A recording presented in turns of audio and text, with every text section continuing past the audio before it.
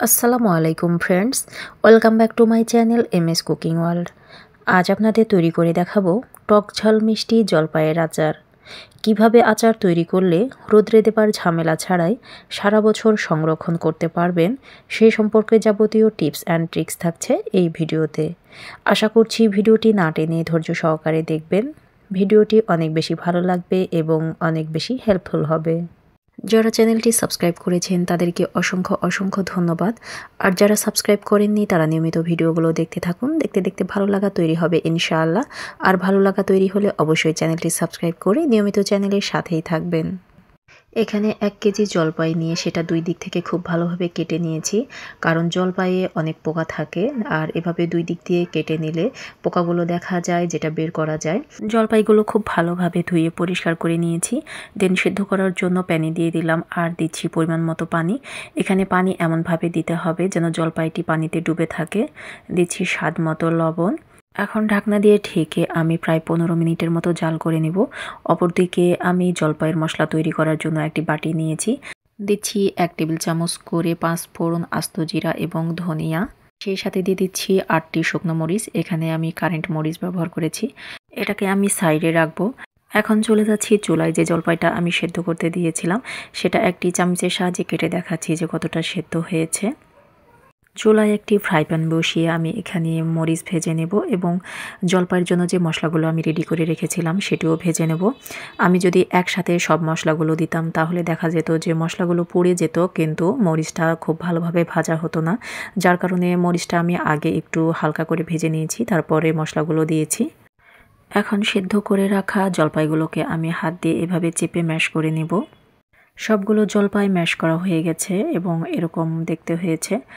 যে মশলাটা আমি রেডি করে রেখেছিলাম সেটা ব্লেন্ডারে ব্লেন্ড করে নিয়েছি। প্যানে পরিমাণ মতো সরিষার তেল দিয়ে দিচ্ছি 2টি তেজপাতা, 2টি শুকনো মরিচ, হাফ চা চামচ আস্ত জিরা এবং 3টি রসুন থেতো।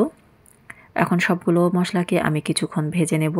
দেখতে পাচ্ছেন যে অনেকটা ফেনা ক্রিয়েট হয়েছে, আর এই ফেনাতে বোঝার উপায় নেই যে ভেতরে সবগুলো মশলা পুড়ে যাচ্ছে না পুড়ে যায়নি। তো সব সময়ের জন্য নাড়াচাড়া করতে হবে এবং কিছুটা এরকম ফাঁকা করতে হবে দেখার জন্য। মশলাগুলো হালকা ব্রাউন কালার হয়ে গেছে। এখন ম্যাশ করে রাখা জলপাইগুলো আমি এখানে ভেজে নেব।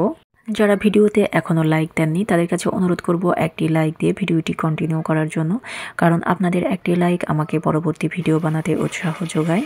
দিচ্ছি হাফ চা চামচ উঁচু করে বিট লবণ। এখানে লবণ ব্যবহার না করে বিট লবণ ব্যবহার করলে আচারের টেস্টই বেশি ভালো পাওয়া যায়। আমি আবারও কিছুটা নেড়েচেড়ে মিক্সড করে নিচ্ছি। আর এভাবে নাড়তে নাড়তে এর ভেতর থেকে জলীয় বাষ্পটি বের হয়ে যাবে। এখন দিয়ে দিচ্ছি হাফ চা চামচ উঁচু করে হলুদের গুঁড়া। আমি এখন পর্যন্ত কোনো শুকনো মরিচের গুঁড়া ব্যবহার করি নাই, যেহেতু আমি কারেন্ট মরিচ ব্যবহার করেছি। সেটা এমনিতেই অনেক ঝাল, তবে ঝালটা অবশ্যই আপনারা আপনাদের টেস্ট অনুযায়ী দিবেন। জলপাই থেকে কাঁচা গন্ধ চলে গেলে এখানে আমি দিয়ে দেব 1 কাপ উঁচু করে আখের গুড়। আপনারা চাইলে চিনিও ব্যবহার করতে পারেন, তবে আখের গুড় দিলে জলপাইয়ের আচারের যে কালারটা অনেক ভালো আসে। এখন ঢাকনা দিয়ে ঢেকে আমি 5 থেকে 6 মিনিটের জন্য অপেক্ষা করব। 5 থেকে 6 মিনিট পর ফিরে আসলাম আর দেখতে পাচ্ছেন গুড় অনেকটা পানি ছেড়ে দিয়েছে।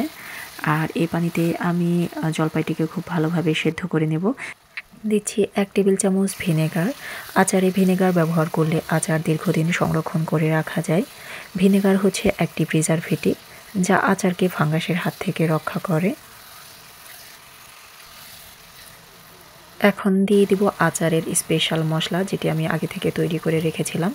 মশলাটি আমি পুরোটা গুঁড়ো করিনি, অনেকটা আধা ভাঙা করে রেখেছি, কারণ মশলাটি গুঁড়ো করলে সেটা দেখতেও ভালো লাগে না এবং খেতেও ভালো লাগে না।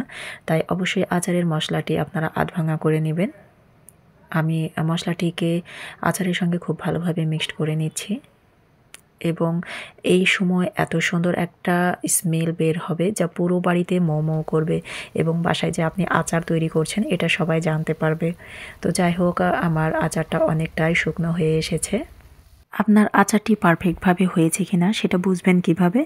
যখন দেখবেন আপনার আচারের কালার এরকম কালচে হয়ে গেছে, অর্থাৎ কোথাও সবুজ অংশ দেখা যাচ্ছে না, ঠিক তখনই বুঝে নেবেন যে আপনার আচারটা খাওয়ার জন্য একদম পারফেক্ট। ফাইনালি আমার আচারটা হয়ে গেছে। আর কিছুটা জুম করে দেখাচ্ছি যে আসলে লুকিংটা কত সুন্দর এসছে। আসলে আমার মোবাইলের ক্যামেরাটা ভালো না, যার কারণে প্রকৃত কালার আমি বোঝাতে পারছি না।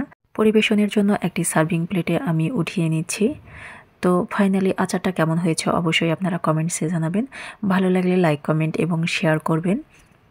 মনে রাখবেন আপনার একটি শেয়ার হাজারো মানুষের কাছে পৌঁছে দেবে আমার রান্নার রেসিপি। তো আগামী সুন্দর সুন্দর রেসিপি দেখার আমন্ত্রণ জানিয়ে আজকের মতো বিদায় নিচ্ছি। সবাই ভালো থাকবেন, সুস্থ থাকবেন। আল্লাহ হাফেজ।